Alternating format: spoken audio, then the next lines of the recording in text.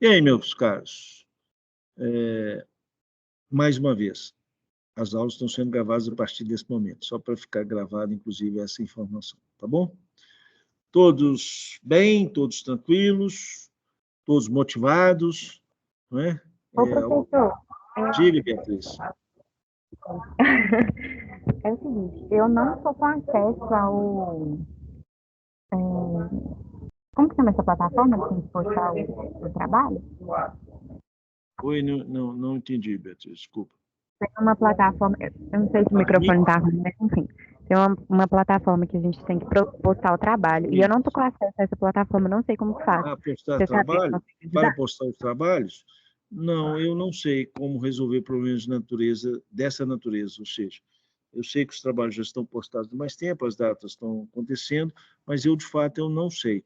A minha sugestão é que você entre em contato com os monitores e, obviamente, possa esclarecer esse assunto.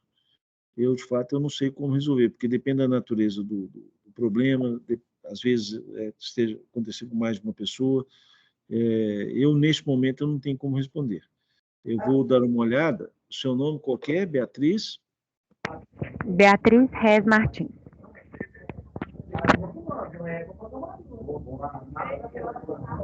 Você de origem alemã?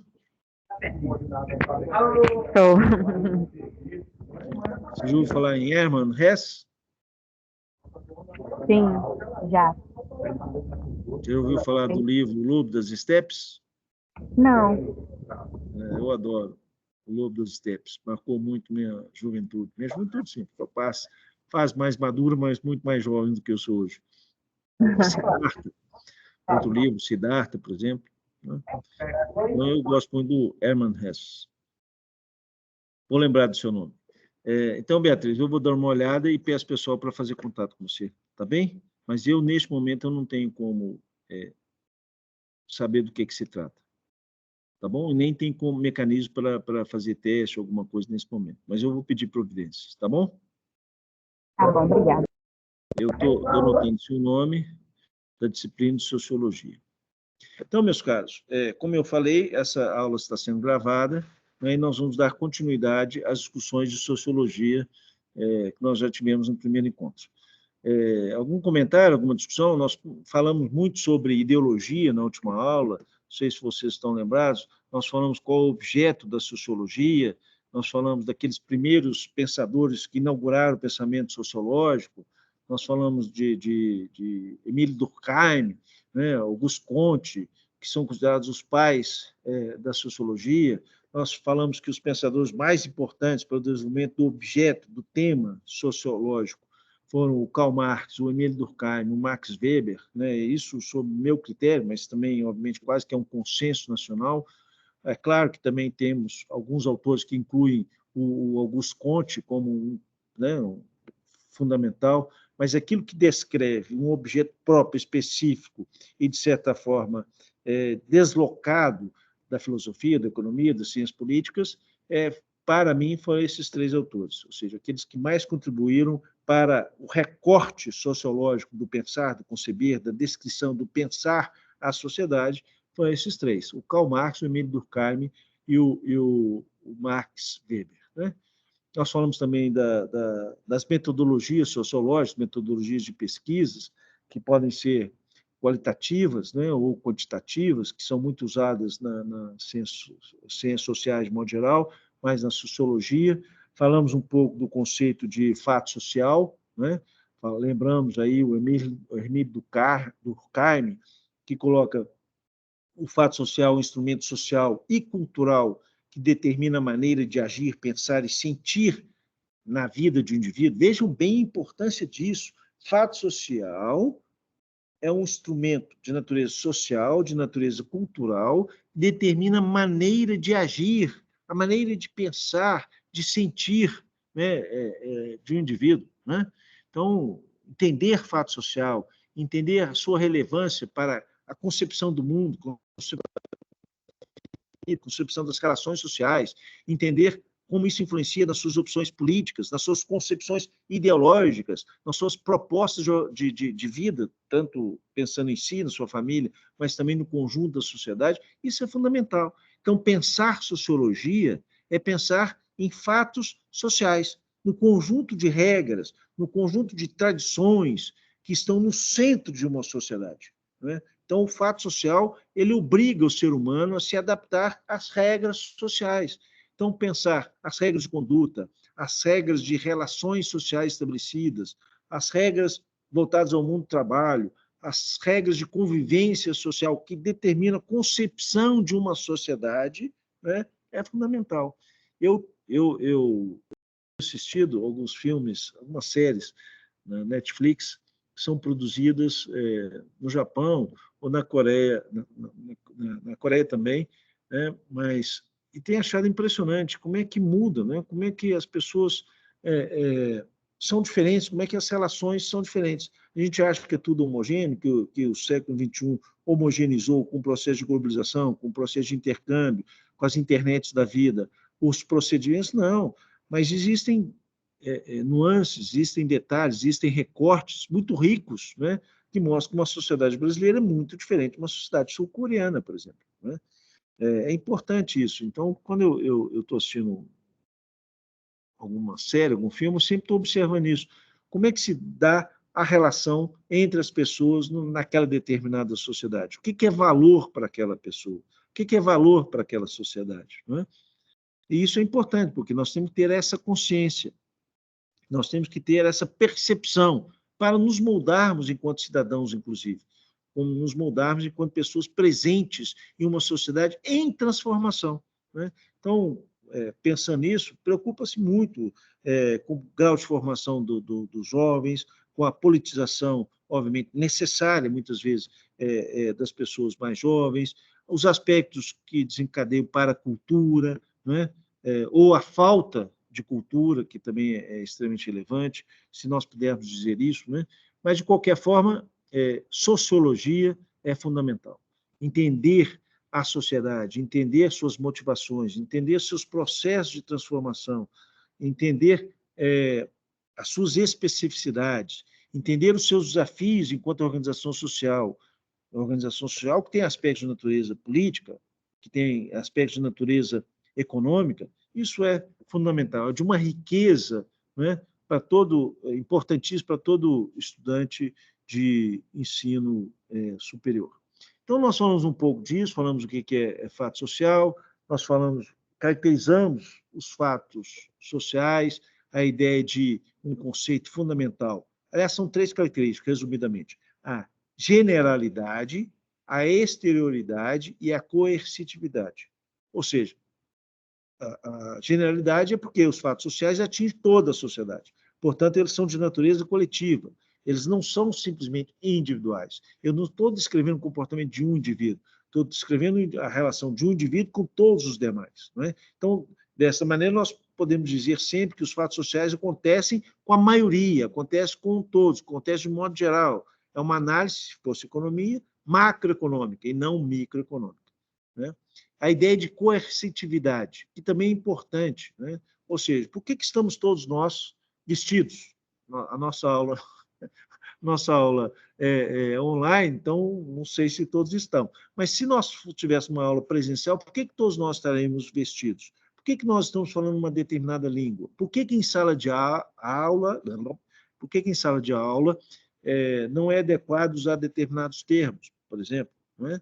Por que existe uma conduta na relação professor-aluno? Por que existe uma conduta, determinada conduta entre as pessoas, entre namorados, entre amigos, entre colegas, não é? Então, entender essas variações, entender essa riqueza e o quanto que nós somos, de certa maneira, sofremos, como é que nós sofremos quanto indivíduos, uma coercitividade, muitas vezes inconsciente, de uma certa maneira de agir, né? Isso é fundamental. Então, o significado da palavra coercitividade, ele é importante, ou seja, que não precisa ter uma arma sobre a minha cabeça dizendo o que eu preciso fazer, não é? Mas como que determinados indivíduos cumprem ou de certa forma, exercem um determinado padrão cultural, um determinado padrão social, né, que nem sempre, principalmente na juventude, principalmente vocês, estão de acordo, mas que são convenções, existem para dar uma certa característica, uma certa homogeneização à sociedade, e que existem apesar dos indivíduos concordarem ou não, tá certo? Alguém aqui, já que eu dei o exemplo, não é um exemplo vulgar, porque já existiram sociedades que todas as pessoas andavam nus, não é? Então não é uma coisa vulgar, não é uma coisa sem sentido. Nós poderíamos desenvolver uma sociedade que as pessoas não poderiam usar, ou não usar roupas, não é? Ou usar roupas de maneira diferente, não é? Então, a coercitividade social ela é importante e é utilizada para descrever o poder que essa lei social, essa capacidade de coerção existe, né, sobre a vida dos indivíduos. Então, ter consciência de que estamos em sociedade, que existe uma coercitividade, para nós é importantíssimo. Então, esse é um outro aspecto que eu gosto de salientar. Nós falamos um pouco desses principais autores no início, eu estou reproduzindo aqui um conceito, só que eu julgo esse conceito importante, e falamos um pouco sobre Karl Marx. Vocês lembram o que nós falamos de Karl Marx? Alô? Terra chamando? Beatriz, Samuel, Júlia? Haná, é Haná mesmo? A pronúncia é essa? Ou Aná? Como é que você gosta de ser chamada? Ana? Como é que é? É Hannah. Hannah. Isso. Bonita, tem uma sonoridade importante, raspa a garganta, não é? Hannah. Eu perguntei a Beatriz se ela é descendente de alemã, né? Se o nome dela, pelo menos, lembra nome alemão, Hess, né? Haná também me deu uma impressão de que tem essa história, essa tradição, né?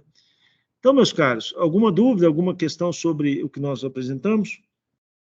Olha, eu vou pedir para vocês que estudem, que escutem a disciplina sobre Karl Marx sem preconceitos intelectuais, tá certo?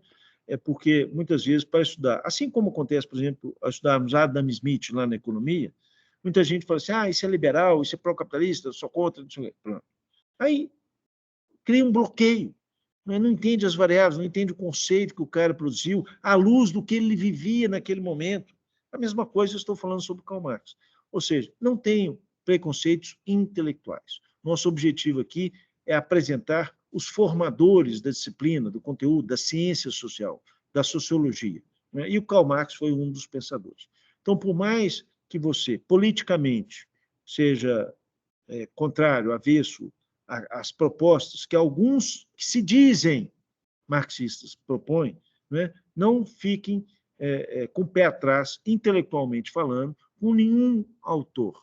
Entenda o que ele está dizendo, quais são as variáveis, quais são os conceitos, qual a análise desenvolvida, por que isso, qual a conjuntura observada. Ou seja, vejam a riqueza intelectual desses autores, seja Adam Smith, lá no liberalismo, seja Karl Marx, que se dizia socialista, etc., se apresentava como socialista, que queria transformação sistêmica, a superação do sistema capitalista. Então, você não escutem, você abram ouvidos, olhos e mente para, obviamente, sim, com posicionamento crítico. Se você, obviamente, conhece, estudou, entendeu, discorda, porque tem um argumento crítico, ótimo. Isso é conhecimento, isso é o saber, isso é ciência. Ótimo. Agora, o problema é o pré-conceito. Preconceito não combina com ciência, não combina com conhecimento, não combina com formação. Então, não tem um pré-conceito, né? Tem conceitos, pode ter conceitos, mas não pré-conceitos. Então, eu vou falar, já falei do Comte, já falei um pouco do Durkheim, vou falar do Karl Marx, tá certo? Vou falar hoje do Karl Marx. Alguém conhece o Karl Marx, sabe qual que é a principal obra de Karl Marx? Todo mundo tem uma ideia. Mais ou menos quando que o Karl Marx passou a escrever, quando que ele passou a produzir grandes obras? Alguém tem ideia temporal dessa produção intelectual de Karl Marx, da contribuição dele para a sociologia? Alguém tem uma ideia? Mais ou menos? Ninguém quer se atrever a dizer? Gente, nós estamos numa sala de aula, ou seja, nós estamos à distância, mas estamos interagindo, né? Então, fique à vontade para falar, conversar, comentar, perguntar, discutir, criticar, tá certo? Fiquem à vontade. Mas vamos lá. Karl Marx, a principal obra científica de Karl Marx, de natureza sociológica, política e econômica, chama-se O Capital. O Capital. Então, qual é a grande obra intelectual de Karl Marx? Estou falando intelectual porque tem obras políticas, tem manifestos, mas a obra científica de Karl Marx chama O Capital. E o Marx está se debruçando, está pensando, refletindo, escrevendo o quê? O capital, o capitalismo, a sociedade capitalista, a forma como a sociedade capitalista se relaciona, se interrelaciona, quais são as classes, como ela produz, o que é mercado, quais as consequências dessas relações de classe, qual que é a existência, como é que se dá a existência da dominação de classe, uma classe dominante, uma classe que vende sua força de trabalho para garantir sua sobrevivência, que são os trabalhadores. Então, a cadeira está desconfortável, desculpa. Então, o Karl Marx, ele escreve sobre o capital. O que o Marx falou sobre o comunismo? Qual a grande obra do Marx que descreve, fala como vai ser o comunismo? Alguém já ouviu falar? Qual que é? Como vai ser a sociedade pós-capitalista segundo Karl Marx? Ou seja, como vai ser o socialismo segundo Karl Marx? Como vai ser uma sociedade que ainda não existiu, que não tem referência, que está só no âmbito, ou seja, das ideias, no campo do desejo, sei lá o quê. Sabe o que ele escreveu sobre isso? Nada. Absolutamente nada. O Marx nunca escreveu sobre o socialismo, como vai ser a sociedade socialista. Isso já é importante ser dito, porque muita gente tem uma rejeição ao Karl Marx sobre uma ideia do que virá a ser, ou o que é, ou o que seria o comunismo, sendo que o Karl Marx nunca disse nada sobre o comunismo. Ou seja, ele diz sobre o capitalismo, sobre a necessidade de uma mudança abrupta, violenta, revolucionária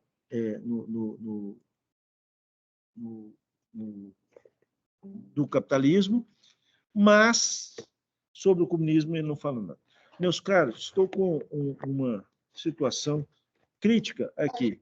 O meu computador está prestes a encerrar as suas atividades. Vocês me desculpem, eu esqueci de ligar o energia aqui, tá bom?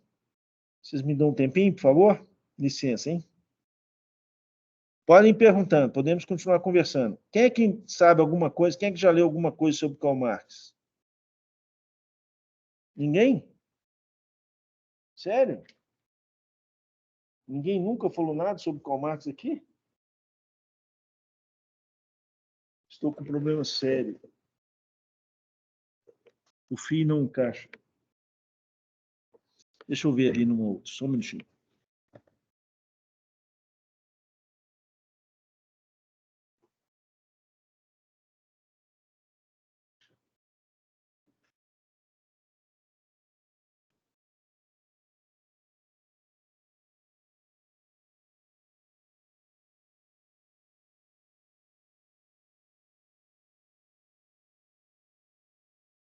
O que você acha? Liga para o Hugo ou liga para a Natália, Patrícia?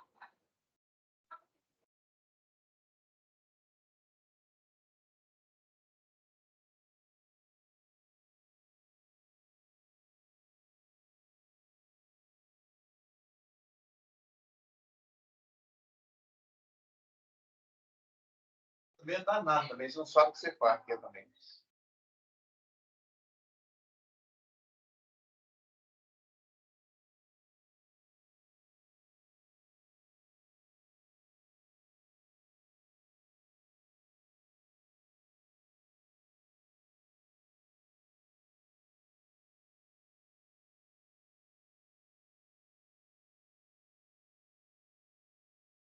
Queria Natália?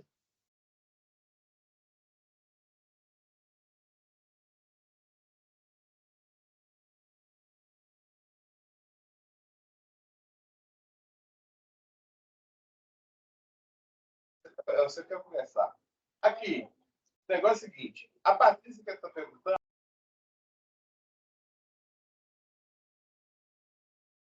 para ela.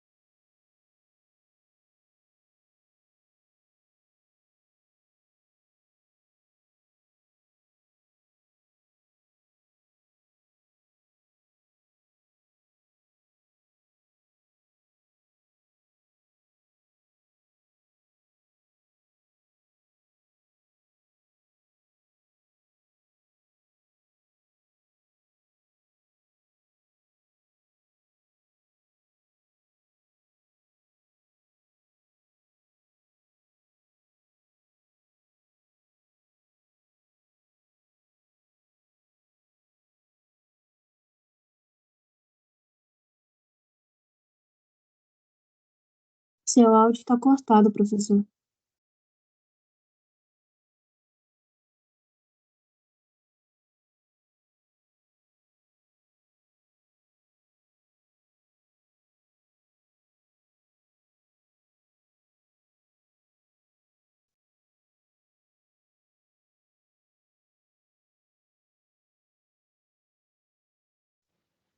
Professor, continua sem áudio.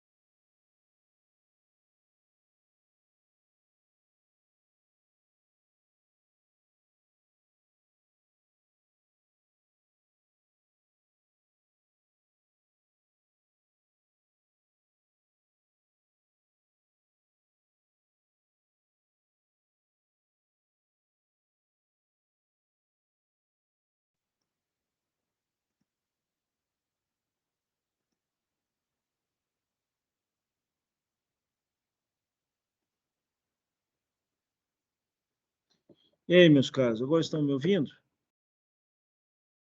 Sim, agora sim. Agora foi. Vocês me desculpem. Quem faz ao vivo, não tem um programa que fala isso, quem faz ao vivo tem que arcar com esses problemas. Então, eu tive que vir para outra sala, porque a tomada daquela sala não aceita essa tomada universal que nós temos no Brasil hoje. É, lamentável. Mas, de qualquer forma, vamos continuar aqui. Vou só, mais uma vez, dizer que nós estamos gravando, tá bem? Então, para quem não viu essa informação, a aula é gravada. Mas eu estava perguntando, o que vocês sabem sobre Karl Marx? Vocês estão lembrados?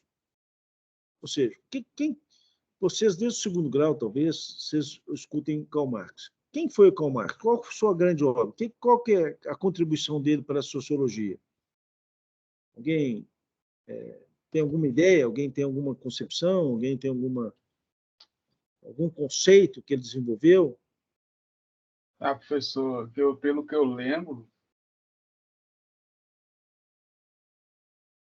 Samuel, você cortou seu microfone. ele tem a principal obra dele, que é o Capital. Sim. Karl Marx é de 1818, então vamos supor. Seu áudio está... Ainda, o que ele falou lá atrás ainda é lido e comentado, discutido ainda na sociedade. Sim. Então, ó, o computador está fechando o meu microfone aqui toda hora. Então, O Teams normalmente faz isso. Normalmente ele fecha involuntariamente o nosso microfone. E não é porque nós estamos falando bobagem, né? Se fosse, menos mal, mas não é. É verdade, ele está fechando aqui. Mas eu vou abrindo ele. 1818, que morreu em 1883, ser comentado e falado até hoje. aonde que ele analisou ali e viu a exploração do mercado, a exploração dos patrões na classe proletariada.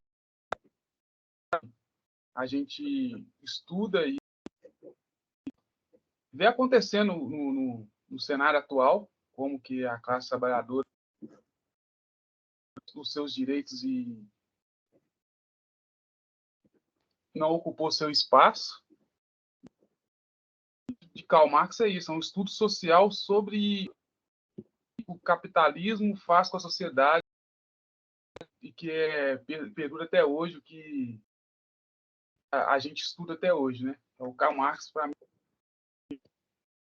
Samuel, muito obrigado pelas suas contribuições. Primeiro, eu vou trazer aqui alguns conceitos que você disse que eu julgo extremamente relevantes para entender a obra de Karl Marx. Primeiro, a ideia de exploração. E você mencionou muito bem, é uma exploração de classe. Ele não categoriza essa exploração de maneira como nós falamos hoje, no sentido mais comum, mais corriqueiro. É uma exploração de classe.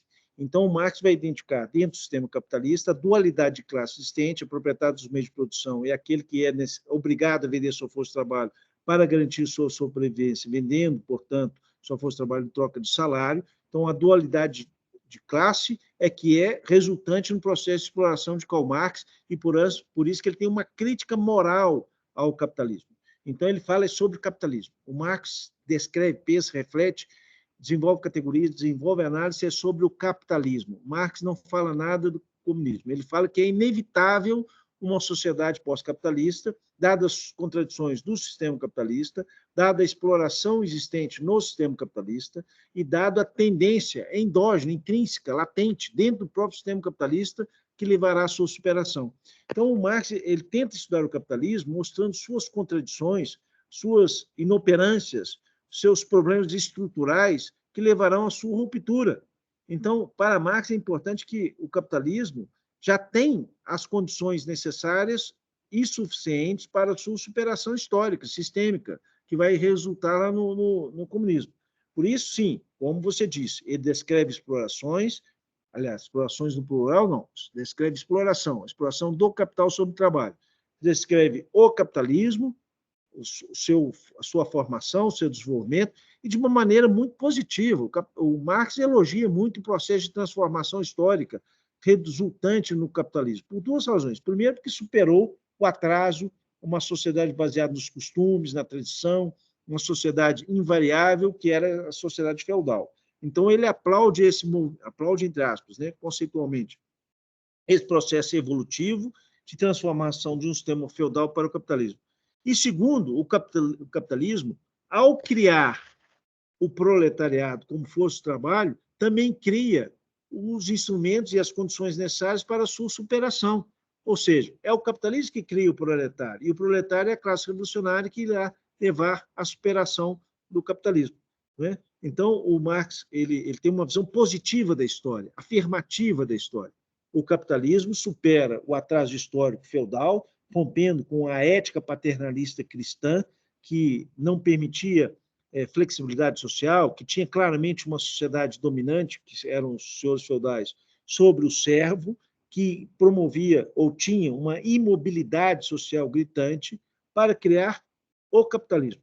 O capitalismo, portanto, surge com a burguesia, com a classe dominante, com os capitalistas, que, para a sua relação de produção, criam as condições de trabalho na condição de trabalho que surge o proletariado, que é a força revolucionária que levará ao comunismo. Como vai ser esse comunismo, ele não fala, mas das condições históricas, sociais, políticas, sociológicas para a transformação sistêmica que levará ao capitalismo, ele fala. Então, é isso mesmo que ele diz.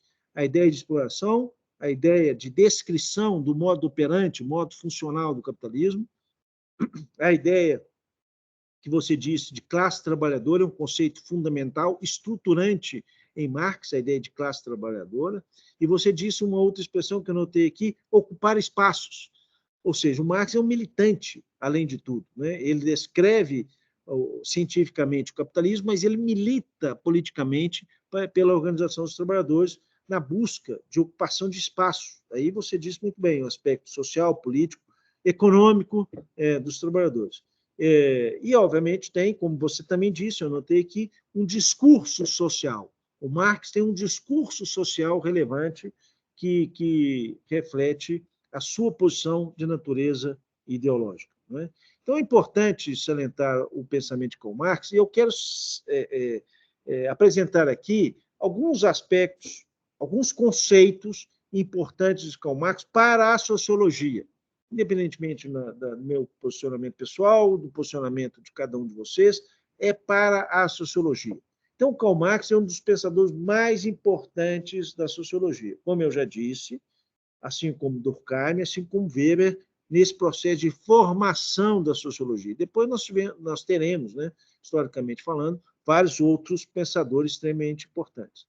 Mas o Marx, primeiro conceito fundamental, vocês não podem esquecer. Então, pensou em sociologia, pensou nos principais autores, pensou em conceitos relevantes para estruturar a ciência social. Ao pensar em Karl Marx, tem que pensar em um conceito metodológico relevante, que é o materialismo histórico dialético. Repetindo, materialismo histórico dialético. Materialismo, porque estuda as condições materiais, as condições econômicas, as condições produtivas, as condições organizacionais, como é que uma sociedade se estrutura para produzir bens, qual que é a divisão de classe, qual que é a condição material de produção, qual que é o domínio tecnológico, ou seja, é isso que ele está falando, é a economia propriamente dita, é a infraestrutura. Então, Karl Marx vai se debruçar sobre a infraestrutura produtiva, materialismo, histórico. Essa condição material, econômica, produtiva, organizacional, historicamente constituída. Então, para ele, metodologicamente, é importante falar que as condições de surgimento do capitalismo, como é que ele surgiu, onde que ele surgiu, em que base produtiva, em que base organizacional, quais são as classes sociais que historicamente levaram ao capitalismo. Materialismo histórico. E dialético. Essa é uma palavra riquíssima dentro dos conceitos marxistas. Dialética, ou seja, não é um sistema que está em completa transformação. É um processo rico no processo evolutivo. Né? Aí ele vai falar, existe a infraestrutura produtiva, que é a economia, que é a produção, que é a atividade produtiva organizacional, onde se dão as relações de classe, onde os trabalhadores vendem sua força de trabalho, onde as pessoas consomem bens. Existe a economia, a produtividade. Existe a ideologia, existem os valores, existe a moral, existe a religião, existem as leis, existem a concepção de mundo, existem os valores que justificam moralmente aquele modelo produtivo, aquelas relações de produção. Então, para o capitalismo existir, e existe sobre uma plataforma produtiva, uma economia, existe um mindset, uma forma de pensar, uma ideologia que serve para justificar aquelas relações de produção. Imagina o seguinte, um ET chega aqui, tá certo? Um extraterrestre, chega aqui e fala assim, o que você faz? Eu vendo minha força de trabalho. Ah, é? É. Por que você vende sua força de trabalho? Por que você vai trabalhar numa indústria que é de outra pessoa? Por que você trabalha para o outro? Porque eu preciso sobreviver. E você sobrevive como? Vendendo sua força de trabalho para o outro. Aquilo que você produz lhe pertence? Não. Pertence a outra pessoa. Mas por que você faz isso? Porque eu preciso do meu salário. O meu salário é dinheiro. Com dinheiro eu voltei ao mercado e compro mercadorias, garantir a minha sobrevivência, da minha família, o meu habitat, minha roupa, minha comida, etc. Aí um ET pode colocar uma série de questionamentos sobre isso. Mas, no dia a dia, as pessoas não refletem criticamente sobre isso. Tá certo? Por quê? Porque existe uma ideologia, um conjunto de ideias, um conjunto de crenças, uma religiosidade, uma perspectiva sobre o saber, sobre o conhecimento, sobre as pessoas, que servem para justificar moralmente esta relação de produção. Entendeu? Então, o que o Marx vai descrever o capitalismo, tanto fala da infraestrutura produtiva da economia, como da sua inter-relação, a infraestrutura, com a superestrutura. De maneira, como eu disse, dialética. Então, para cada sistema econômico, existe uma ideologia que serve para justificar este sistema econômico. Ou seja, o capitalismo se baseia no processo de exploração de classe, segundo Karl Marx. Para que a exploração de classe persista, é preciso justificá-la. Portanto, é preciso um conjunto de ideias para justificá-la. E isso é ideologia. Então, para o sistema que se baseia num processo de dualidade de classe de exploração, precisa de uma ideologia, que tem um papel de quê? Justificar este sistema econômico. Então, esta relação é uma relação dialética, porque no campo das ideias também, além da ideologia dominante, surgem ideias críticas. Então, é uma relação de interação e de superação. A infraestrutura, a economia, determina a forma de pensar, o modo ideológico que serve para justificar, mas no campo da ideologia, no campo do pensar, também nós temos uma forma de refletir sobre a atividade produtiva, o que muda a realidade para o momento posterior. Então, uma relação de determinação, infraestrutura determinando a superestrutura, mas de interação. A superestrutura e a ideologia também pensa sobre a atividade produtiva, organizacional, e transforma essa realidade. Entenderam? Então, é um conceito riquíssimo, riquíssimo, a ideia de materialismo histórico, de mudança do sistema econômico, o conceito de materialismo histórico dialético. Entenderam isso? Materialismo, economia, atividade produtiva, atividade organizacional, histórico, porque tem transformações históricas, ele muda com o tempo. Nós tivemos sistemas econômicos anteriores ao capitalismo, o capitalismo se construiu historicamente, mas também, segundo Karl Marx, vai se transformar historicamente, né? E ele desenvolve essa teoria afirmando que as condições materiais, como eu já disse, de uma sociedade, as condições econômicas, a forma como a sociedade produz, moldam, de certa forma, dão forma à estrutura social e política. Então, ao falar sobre materialismo histórico dialético, ele também vai dizer como funciona o capitalismo, como funciona a sociedade capitalista, como funciona a sociedade que surge dentro do sistema econômico capitalista. Tá certo? Então, é um conceito extremamente relevante. E aí, já que nós estamos falando muito do aspecto político, da transformação sistêmica, é importante, qual foi a classe revolucionária que surgiu junto com o capitalismo, que, de certa forma, produziu as condições próprias do sistema capitalista? Qual que é a classe revolucionária na transição do feudalismo para o capitalismo? Qual foi? Esther, Beatriz, Camila, estou só falando menina, ó, tem 3 Beatrizes aqui. Que bonito, né? Esse nome é lindo demais, Beatriz. Tem uma sonoridade incrível. Eu quase dei meu nome à minha filha de Beatriz. Mas acabei dando Luísa também, que eu gosto. Luísa. Primeira é Fernanda, é uma homenagem. Não vou falar quem, mas é uma homenagem. A segunda é Luísa, que poderia ter sido Beatriz. Se eu tivesse uma terceira, seria Beatriz. Mas diga aí. Alguém está falando, mas está tão longe. Ou não está falando conosco, né? Tem um KM aqui, olha que interessante. Ketuli. Como é que pronuncia o nome? Desculpa, eu estou só curioso. Ketuli, você está nos ouvindo? Professor, é a classe proletariada, né? Proletariada. Então, vamos voltar à aula. Muito bem, Samuel. O que é que você está respondendo? Qual que é a pergunta? O que é a classe proletariada? É a classe oposta à classe burguesa. Não, pois é, eu estou te perguntando isso porque você está respondendo a uma pergunta que está na sua cabeça, que é diferente da pergunta que eu fiz. A pergunta que eu fiz é qual a classe revolucionária que surgiu na transição do feudalismo para o capitalismo? A classe revolucionária que surgiu nessa transição, historicamente construída ao surgir o capitalismo, é a classe burguesa, é a burguesia, são os capitalistas. Então, o capitalista, ele é uma classe revolucionária, ele instituiu um novo sistema, uma nova organização social produtiva. Então, a classe que surge é o capitalista. A classe que surge no capitalismo, que vai, segundo Karl Marx, promover a transição para o socialismo é a classe proletária. É essa a pergunta que você estava na cabeça, que é diferente um pouquinho do que eu fiz. Eu fiz, qual que é a pergunta que eu fiz? Qual é a classe revolucionária que surgiu na transição do feudalismo para o capitalismo?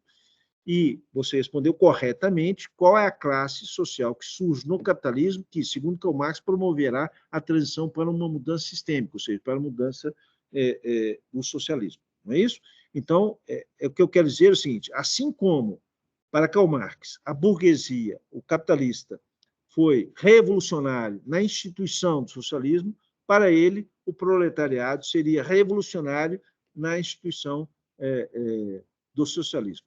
É uma afirmação já muito criticada, tá certo? Muito criticada e muito, mesmo aqueles sociólogos marxistas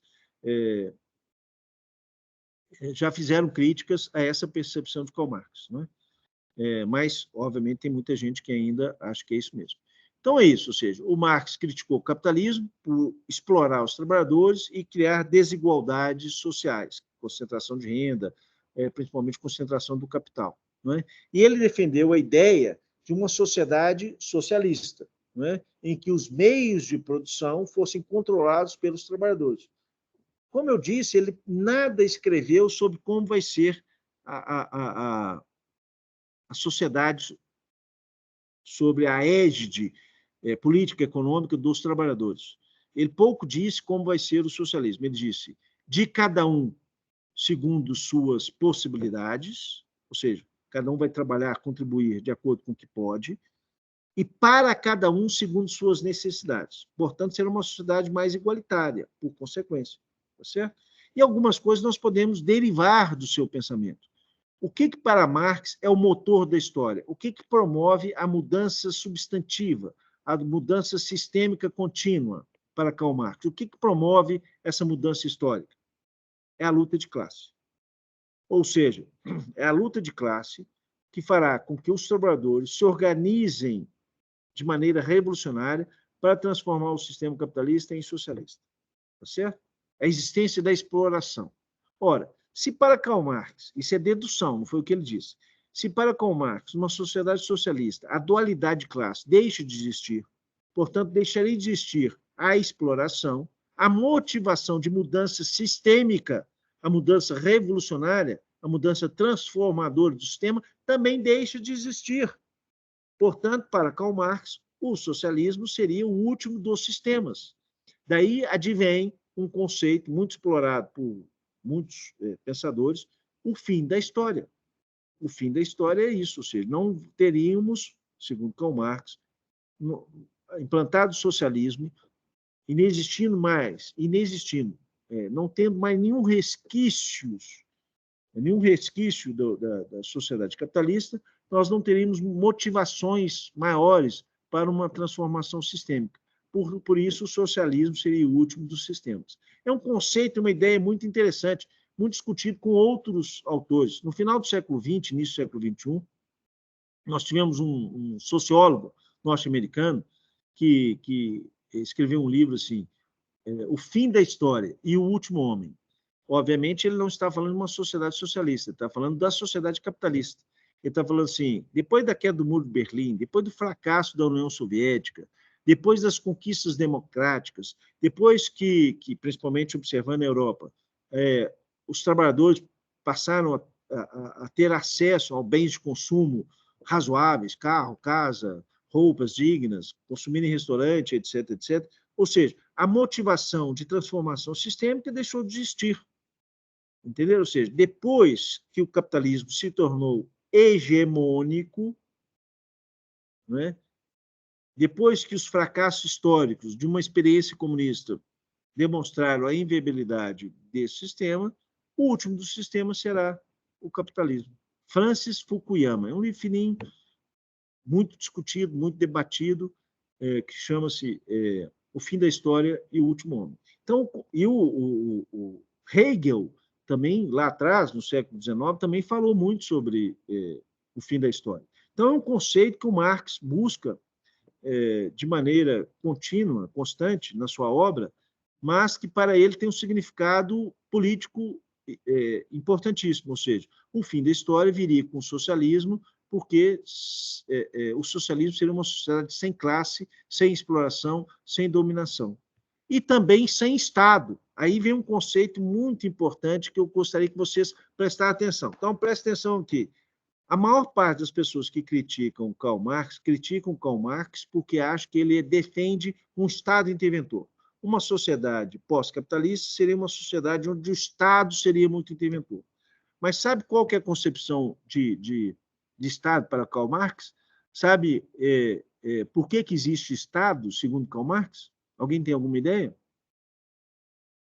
Todo mundo aqui, eu acho, deve pensar que uma sociedade anticapitalista, alternativa ao capitalismo, não existiria a dominância do mercado privado e é o Estado que seria dono das fábricas, dos bens de produção, etc, etc.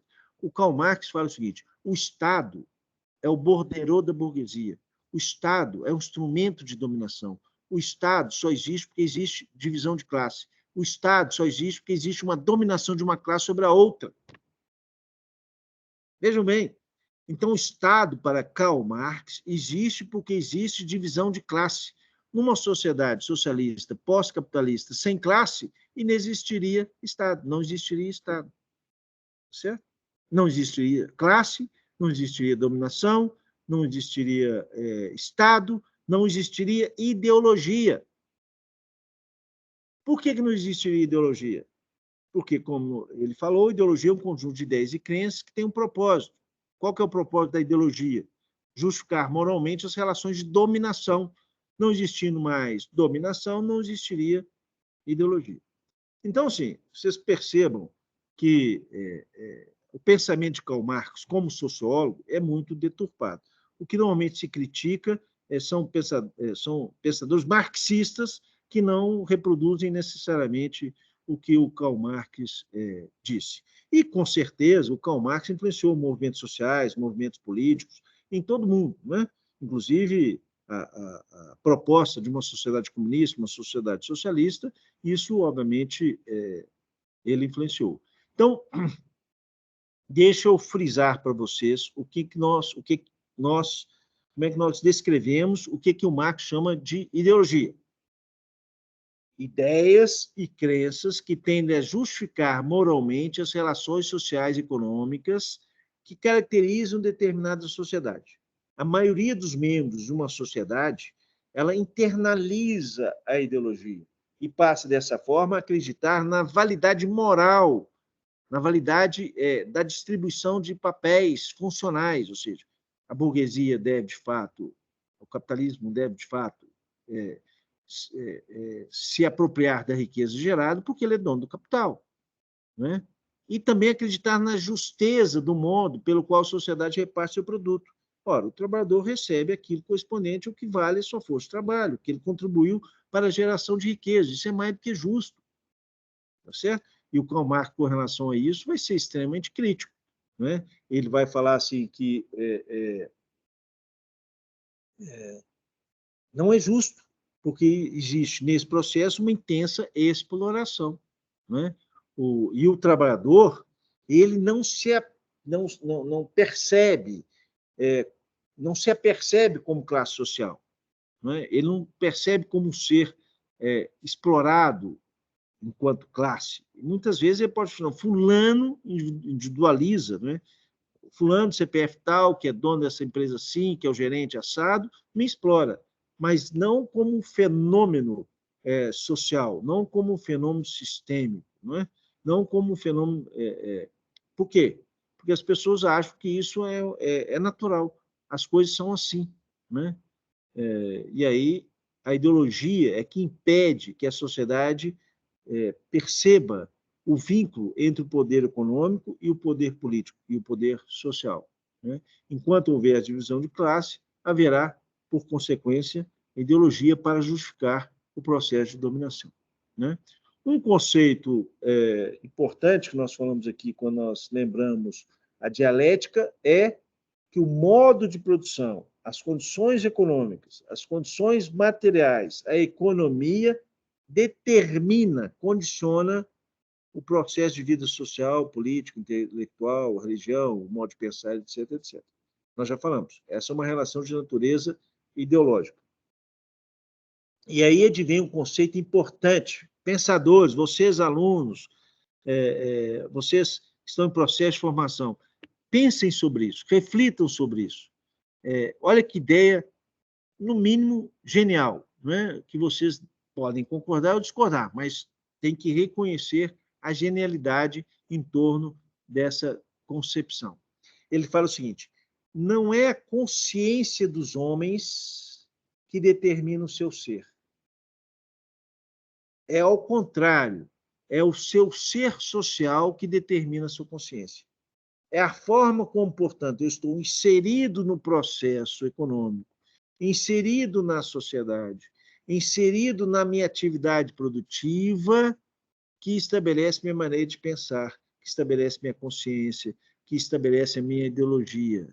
Então, o termo ideologia designa esse conjunto de ideias, esses valores, essa visão moral que orienta comportamentos coletivos, que orienta como as pessoas agem e reagem, que define como os comportamentos relativos à ordem pública, coletiva, e também trata de uma, como eu já disse, uma distorção do conhecimento. Tá certo? Tudo bem, hein, meus caros? Tudo bem, hein? Nem responder isso, vocês vão? Por favor, me digam aí, tá tudo bem? Tudo tranquilo? Tranquilão, professor. Tudo bem, professor. Então, Tudo lá. certo. Como a aula está terminando, lamentavelmente, passou muito rápido, nós também tivemos esse problema meu aqui, eu peço desculpa mais uma vez. Eu quero passar para vocês um conceito que eu julgo assim, um dos mais ricos em Karl Marx, que é o conceito de alienação. Nós falamos aí no senso comum, fulano é um alienado, aquele ali vive no mundo da lua, mas não é nesse termo que é o conceito de alienação. O conceito de alienação em Karl Marx tem uma precisão sociológica muito importante. Não é? Ele não banaliza essa ideia de alienação. Então, o conceito de Karl Marx é rico para entender a percepção que ele tem das relações sociais produtivas, da sociedade que ele está descrevendo, que é justamente o capitalismo. Não é? Então, assim, o que consiste a alienação para Karl Marx? A alienação para Karl Marx é a alienação no processo de trabalho, no processo de incorporação do trabalhador dentro do processo produtivo. Então, a alienação em Karl Marx é a alienação do trabalho. Em que consiste isso? Primeiramente, no fato de que o trabalho ele é externo ao trabalhador. O que ele quer dizer isso? Ele não pertence ao seu ser. No seu trabalho, durante o exercício profissional, o trabalhador não se afirma, mas ele se nega. Ele não se sente feliz, e sim um desgraçado, uma pessoa explorada. Ele não desenvolve livremente sua energia física, sua energia espiritual, mas ele mortifica o seu corpo e arruína o seu espírito. Então, isso é alienação para Karl Marx. Ou seja, o trabalhador só se sente em si, ou seja, não alienado, fora do trabalho. No trabalho, ele se sente fora de si. Ele se sente mecanizado, se sente explorado. Ele está em seu elemento quando ele não trabalha. E quando trabalha, está fora do seu elemento. Então, o seu trabalho, o trabalho, provavelmente dito, não é voluntário, e sim forçado, é trabalho forçado. Por que o trabalho é forçado no sistema capitalista? O que vocês acham? Porque se o trabalhador não trabalha, ele simplesmente morre de fome. A gente ouve muito isso, o trabalhador pode vender sua força de trabalho para quem ele quiser. De fato, ele pode escolher livremente para quem vender sua força de trabalho, mas ele pode livremente escolher não vender sua força de trabalho? Não, porque senão ele não sobrevive.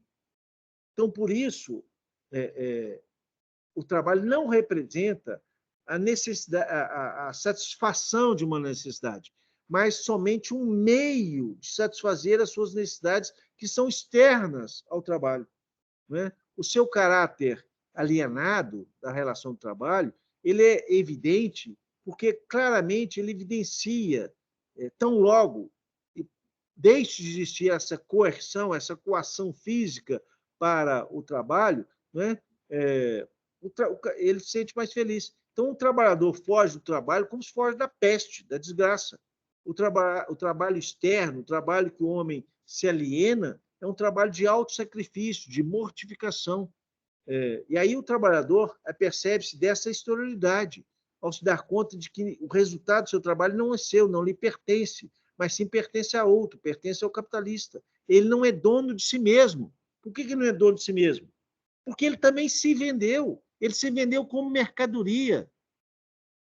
Ou seja, o que ele tem para produzir bens, para comercializar, para vender, para desenvolver atividades econômicas? Ele se tem. Ou seja, é a sua mão de obra, é a sua capacidade intelectual, ou seja, é a sua força de trabalho que ele vende. Portanto, ele se vende em troca de salário. Portanto, ele é uma mercadoria. E aquilo que ele produz não lhe pertence. Por quê? Porque ele vendeu sua força de trabalho. Pertence ao capitalista. Então, ele só sente homem realizado, pleno, só sente livre em suas funções, o que o Marx chamou de funções animais. Ou seja, quando ele está fazendo aquilo que todo animal faz, comer, beber, procriando, a gente não fala mais procriando, a gente fala transando, né? Então comendo, bebendo, transando. Aí sim ele se sente feliz em tudo que se refere à habitação, ao vestir-se, ou seja, ao consumo. E naquilo que o diferencia dos animais, porque explora a sua capacidade criativa, ele se sente um desgraçado, se sente um animal. Então, qual Marx vai dizer? O animal conversa no humano e o humano no animal. Não é? Então, fica aí mais esse conceito para vocês refletirem. E nossa aula acabou, lamentavelmente, passa muito rápido. Não é? Eu queria falar que eu estou à disposição de vocês, caso vocês queiram agendar, marcar um encontro presencial, discutir um pouco a sociedade brasileira, os momentos que nós estamos vivendo, que são de muitos desafios, de muitas transformações.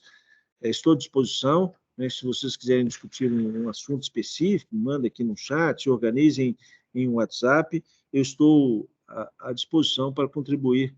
E também será muito prazeroso vê-los, conhecê-los, estar presentes, né? E discutir com vocês, não só sociologia, estudos, ensino, etc., o que vocês quiserem, eu estou à disposição. Né? Então, quero agradecê-los muitíssimo pela paciência, peço mais uma vez